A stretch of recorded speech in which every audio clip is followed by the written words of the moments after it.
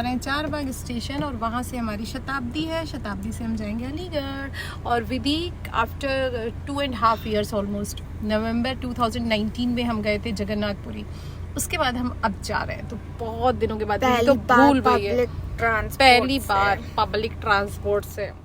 तो ये है लखनऊ का चारबाग स्टेशन, जो कि बहुत ही फेमस है। देखिए कितना खूबसूरत लगता है, दूर से ही नवाबों का शहर लखनऊ पता चलता है। आइए और मुस्कुराइए, मतलब कि शहर ही ऐसा है कि आपको मुस्कुराना पड़ेगा।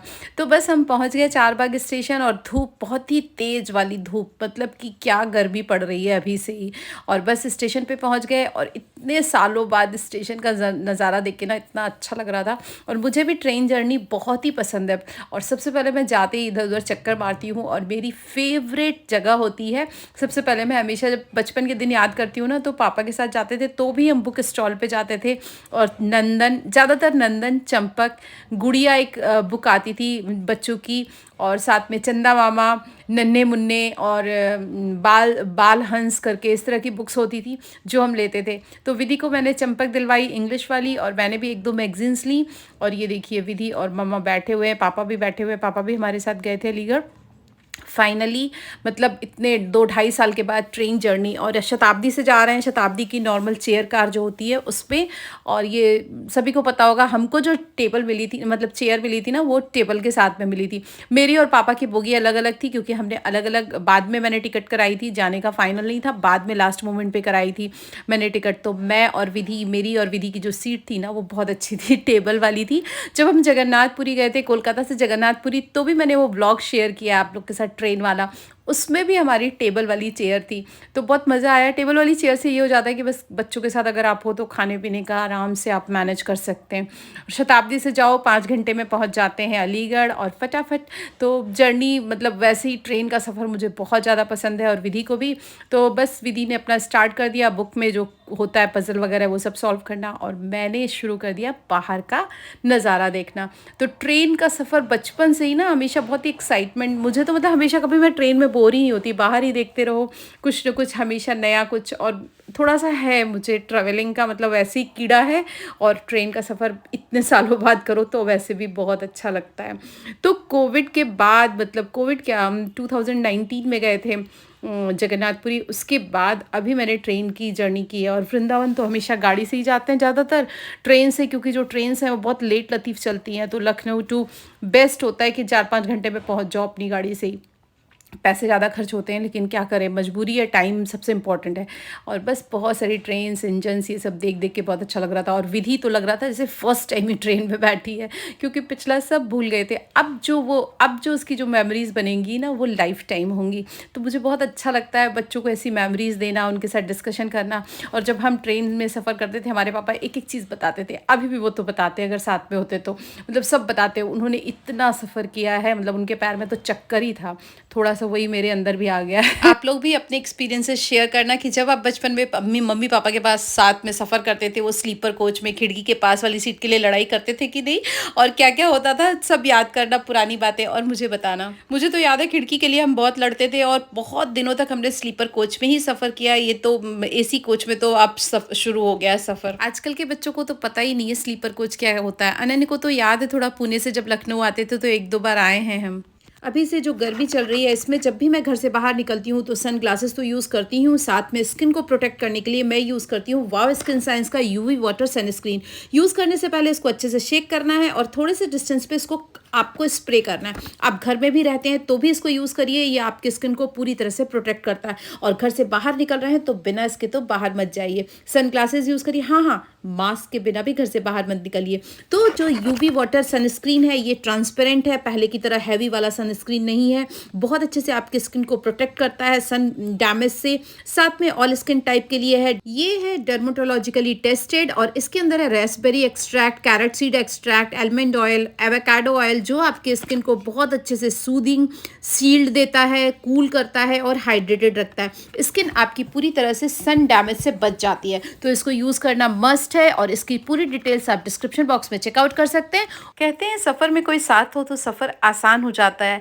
तो विधि थी मेरे साथ में, तो बक करते हुए बातें करते हुए अच्छा लग रहा था। लेकिन मेरे साथ ऐसा नहीं है, मैं अगर अकेले भी जर्नी करती हूँ तो भी मुझे बहुत आनंद आता है। मतलब साथ में तो आता ही है, अकेले भी, क्योंकि मैं हर चीज़ को बहुत ही माइन्यूटली ऑब्जर्व करती हूँ। प्लस मुझे पसंद है ट्रैवल करना, तो मुझे हर चीज़ बहुत अच्छी लगती है। आप लोग बताना आपको ट्रेन का सफ़र कैसा लगता है? मुझे तो बहुत पसंद है। अब बहुत कम हो गया है। बचपन के दिन याद आ रहे थे कि जब हम बहुत ही पहले गोरखपुर से के पास में, मैं सिसवा बाज़ार में जब रहती थी, बहुत छोटी थी, तब वहाँ से जब हमें कहीं जाना होता था, दिल्ली जाना है, अलीगढ़ जाना है, तो हम वहाँ से गोरखपुर आते थे। एक छोटी लाइन वाली कोयले वाला इंजन और वो ट्रेन होती थी। उसके बाद से गोरखपुर से हम आते थे कानपुर कभी कभी, या लखनऊ, और फिर वहाँ से ट्रेन चेंज करते थे अलीगढ़ के लिए। तो बहुत ब्रेक कर करके जर्नी होती थी। तो वो सारी यादें मेरी ताज़ा हो रही थी और मैं ऐसे ही बस सोच रही थी। और विधि इस समय थोड़ा सा रेस्ट कर रही थी, साथ में पटरियों को चलते हुए देख कर लग रहा था कि रास्ता जो है ना, ये जो रास्ता है, ऐसे ही हमारे जीवन का भी सफ़र है। बस चलते जाना है, रुकना नहीं है, पीछे नहीं मुड़ना है। पीछे अगर मुड़ना भी है तो कुछ सीखने के लिए मुड़ना है। मतलब पीछे देखिए, लेकिन उसको देख के उदास मत होइए, सोचिए मत। जो भी वक्त है, अच्छा या बुरा, वो निकल ही गया है। तो अब जो निकल गया है उसके बारे में क्या सोचना, और जो आने वाला है उसके बारे में भी ज़्यादा नहीं सोचना। जो प्रेजेंट है उसी के बारे में ज़्यादा सोचना, तभी आप खुश रह पाएंगे। और लाइफ में अप्स एंड डाउन्स तो लगे ही रहते हैं। अगर खुशी होगी तो गम तो होगा ही, और गम नहीं होंगे तो हमें खुशियों की वैल्यू कैसे पता चलेगी? तो देखिए, हम पहुंच गए हैं उन्नाव, और उन्नाव में हमारे पापा की पोस्टिंग बहुत दिनों तक थी। पापा डेली अप डाउन करते थे उन्नाव से। तो वो सारी चीज़ें, मतलब एक एक चीज़ कनेक्ट होती जा रही थी और यादें आती जा रही थी। ऐसा लग रहा था अब कब नेक्स्ट कब जाऊंगी। और अलीगढ़ का सफ़र तो लगभग ये आखिरी ही है मेरे लिए। आगे किसी नेक्स्ट वीडियो में मैं बताऊंगी क्यों मैंने ऐसा कहा, क्योंकि अलीगढ़ मेरे दिल के करीब है। मेरी मम्मी का मायका है। मम्मी मतलब मायका मम्मी का मेरा ननिहाल, बचपन से बहुत सारा समर वेकेशंस बिताई हैं, बहुत सारी मेमोरीज़ हैं। और ये है गंगा जी का पुल, जय गंगा मैया। तो बस गंगा जी पहुंच गया, मतलब कि कानपुर आने वाला है, और उसके पहले आपको मिल जाते हैं गंगा जी। और ये जो पुल है, इसकी यादें ताज़ा होती है। जब स्लीपर कोच में होते थे, कितनी तेज़ आवाज़ होती थी, खूब इतना साउंड होता था कि हम लोग मतलब उसको ही देखते रहते थे। और गंगा जी पे पैसे चढ़ाना, वो सारी बातें। अब जो है इसी कोच में तो हमें आवाज़ तो नहीं मिलती है, लेकिन हाँ, वो फीलिंग हम सोच लेते हैं पुराने दिन याद करके कि हाँ, ऐसी आवाज़ हो रही होगी। तो बस ये सारी चीज़ें सोचते हुए सफ़र कट रहा था। और साथ में अभी कानपुर आने वाला है, और कानपुर से भी बहुत सारी यादें जुड़ी हुई हैं। लेकिन हाँ, पहुँचते पहुँचते अब विधि को जो है थोड़ी भूख लग रही थी, तो मैंने कहा चलो अभी ब्रेकफास्ट डिस्ट्रीब्यूट होगा। शताब्दी में बीच में बंद हो गया था, लेकिन अभी फिर उन्होंने डिस्ट्रीब्यूट करना शुरू कर दिया है। और आजकल जो, मतलब कभी भी मुझे ना ट्रेन का या बाहर का खाना ज़्यादा पसंद नहीं आता, हमेशा घर का साथ में लेके चलते हैं। लेकिन अलीगढ़ का तक का ही सफ़र था, लंच करके निकले थे और डिनर से पहले पहुंचना था, इसलिए मैंने कुछ भी ऐसा पैक नहीं किया था खाना साथ में। बस हल्का फुल्का थोड़ा सा स्नैक्स रख लिया था, और ट्रेन में मिलना ही था, थोड़ा बहुत कुछ ना कुछ तो मिलता ही है। तो बस ये देखिए, भारतीय ध्वज जो दिखाई दे रहा है, ट्रेन से ही मुझे दिख रहा था और बहुत ही अच्छा लग रहा था। झंडा ऊंचा रहे हमारा। और आ गया हमारा नाश्ता। नाश्ते में एक चने मिले थे पैकेट में, जो कि रोस्टेड चना था, विद कोटिंग थी उसके ऊपर गुड़ की। तो मीठे वाले चने, गुड़ चना, याद है कब खाया था आपने? गुड़ चना हम लोग जब खाते थे तो फ्राइडे को जो लोग फास्ट रखते थे ना, वो गुड़ चना डिस्ट्रीब्यूट करते थे। साथ में गुड़ चना ठंड में भी खाना चाहिए, बहुत ही हेल्दी होता है, बहुत ही एनर्जी देता है हमको। और मतलब हैवी तो होता ही है, साथ में बहुत ही एनर्जी देता है और बहुत ही हेल्दी है। तो गुड़ चना मिला था एक पैकेट, वो बहुत अच्छा लगा था, विधि को भी बहुत पसंद आया था। साथ में दोनों को चाय मिली थी और समोसे मिले। तो समोसा तो मैंने नहीं खाया, चाय मैंने दोनों पी ली। क्योंकि आजकल क्या हो गया ना, ये इतने दिन मतलब हस्बैंड के साथ लगातार हस्बैंड रहे ना अभी, तो जब भी वो रह के जाते हैं वापस, तो मेरी चाय की आदत पड़ जाती है। और विधि को देखो, मेरे दुपट्टे से अंदर छुप के इस तरीके से वो खा रही थी। तो ये उसकी घर में भी आदत है। घर में भी अगर कुछ ऐसे स्नैक्स वगैरह खाती है ना, तो ऊपर से दुपट्टा या चुन्नी डाल लेगी और कुछ अपने को छुपा के खाने का मतलब उसको है। तो बस सब लोग ब्रेकफास्ट कर रहे थे, मैंने भी किया और चाय डबल हो गई। हाँ, मैं बता रही थी कि जब हस्बैंड रह के जाते हैं ना, तो कुछ आदतें ख़राब हो जाती हैं। वैसे तो मैं समर्स में सिर्फ एक ही चाय या 2 चाय मैक्सिमम, लेकिन अभी मेरी मतलब 2-3 चाय तो हो ही जाती है। तो बस दोनों चाय, विधि वाली भी चाय मैंने ही ले ली थी, और उसके बाद बस फिर पेट फुल क्या मतलब ऑलमोस्ट स्नैक्स हो गया था। तो बस फिर से बाहर का सफ़र शुरू और बाहर का ऑब्जर्वेशन शुरू। और इस तरह से खलिहान खेत देखते हुए, गेहूँ कटने वाले हैं, कुछ लोगों के कट गए हैं, इस तरह से देखने में बड़ा मज़ा आ रहा था। और इस तरह से विधि को भी एक एक चीज़ बताने में भी मज़ा आ रहा है। ऐसा लगता है कि हमें कुछ आता है, कुछ पता है जो बच्चों को नहीं पता है, तो वो चीज़ बताने में बड़ा मज़ा आता है ना, बहुत अच्छी फीलिंग आती है। तो बस उसी तरीके से विधि को समझाते हुए चले जा रहे थे। और फाइनली हमारा स्टेशन आ गया है, हम पहुंच गए अलीगढ़ जंक्शन और अलीगढ़ का स्टेशन। ये देखिए, तो बस अलीगढ़ पहुंच गए। अलीगढ़ फेमस है एएमयू के लिए, अलीगढ़ मुस्लिम यूनिवर्सिटी है वहाँ पे, वर्ल्ड फेमस। और यहाँ पे बहुत सारे बड़े बड़े लोगों ने यहाँ पे पढ़ाई की है।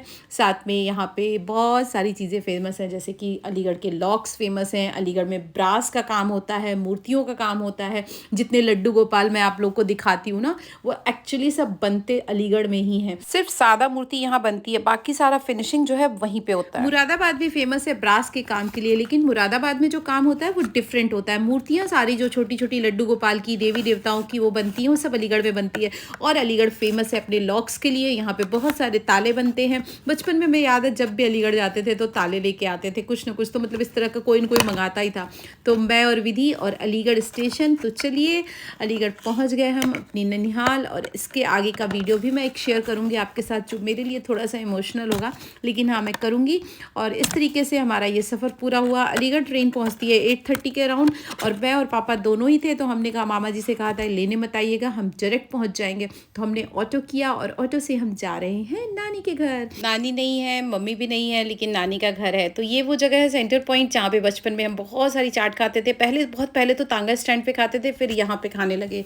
तो बस अलीगढ़ पहुँच गए हैं। आगे का वीडियो जल्दी ही आपके साथ शेयर करूँगी। अगर ये ट्रैवल ब्लॉग आपको अच्छा लगा है तो लाइक करिएगा, कॉमेंट करिएगा, फीडबैक जरूर दीजिएगा और अपने एक्सपीरियंसेस जरूर शेयर करिएगा। Thank you for watching. मिलते हैं नेक्स्ट वीडियो में। राधे राधे।